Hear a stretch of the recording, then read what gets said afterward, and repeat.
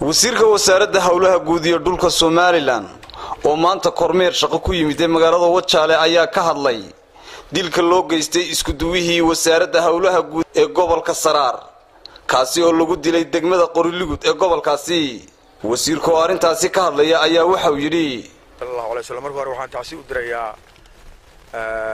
Ahmed Awil Abdi Daryeel oo degmada Qorilugud magaalada Qorilugud ku dhintay hawl qaran hayay waxaan taasi halkan uga dirayaa eheliyadii reerkii iyo qoyskii uu ka dhintay in Ilaahay samriye iyo ka siiyo Ahmed Awil Daryeel magaalada ayuu kaga hadhay tiimkii ka shaqeynayay injineerada ahaa waxaana codsaday degmada Qorilugud in magaalada town plan uu sameeyo oo la sameeyaan wasaaraddu sidaas uu kaga hadhay tiimkii injineerada ahaa ee ka shaqeynayay Qorilugud balaan ay diyaarsadeen iyagu oo degmadu diyaarsatay oo ay doonayeen wasaaradda hawlaha guud inay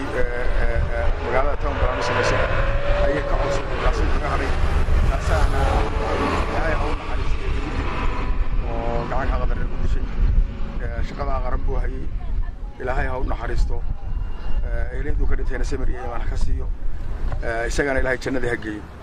sidoo kale wasiirka wasaaradda hawlaha guud ayaa ka hadlay qorshaha gacanta dawladda dib loogu soo celinayo dhulka danta guud ee bannaan iyo kuwa la dhistayba isagoo sidoo kalena bulshada reer Wajaale ugu baaqay inay la shaqeeyaan tiimanka ku shaqada leh hawshaasi ugu horeysa degmada Wajaale dadweynaha degmada Wajaale waxaan ka codsanayaa inay injineerada jooga la shaqeeyaan baan ka codsanayaa inay hawsha ay hayaan u fududeeyaan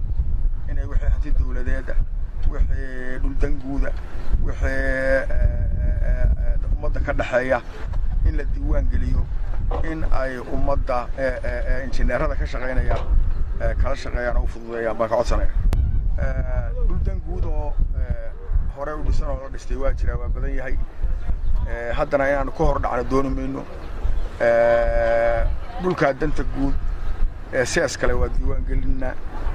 dhulka danta guud ee la dhisayna mar dambaanu war ka soo saarina hadii la hayra waxa kale oo isaguna halkaasi ka hadlay gudoomiyaha degmada Tog Wajaale Xaashim Maxamuud Cabdi hore waxaan taasoo direynaa iskuduwihii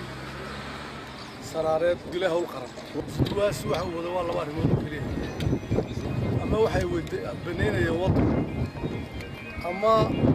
dhulka danta guud ee la sajilayo inuu sameeyo waxa gaar oo shakhsi ku sameeyay ma jiro Allah u naxariistaan leen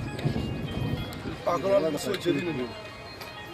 wana barigii dhibaato fara badan baa ummadii ka haysatay iyo Somaliland dawlad aan waxba idin yeelay dawlad aan xidhay dawlad aan wax idin dhibaysayna jiro والله وحلا يدينكم بدلت وإذا العقابته أو دبعتي دي جيسة هذا كوان توب وإذا دبعتها أسكو وضان وأنا عادينا إلهي نوسي هذين عادينا قرط كل هاوشني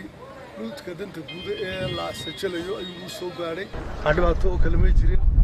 والله ده هذا الناس أسو كلو بوري يا إم كبور مكيمتي حتى إم كبور هو بحي أنت تعاون باهد tiimka hawlaha gudaha jooga oo xilbtiida gudaha oo dhan wada sajalaya taan ugu sii ku soo waa Sakariya Nuux Ibrahim warbaahinta SBC magaalada Wajaale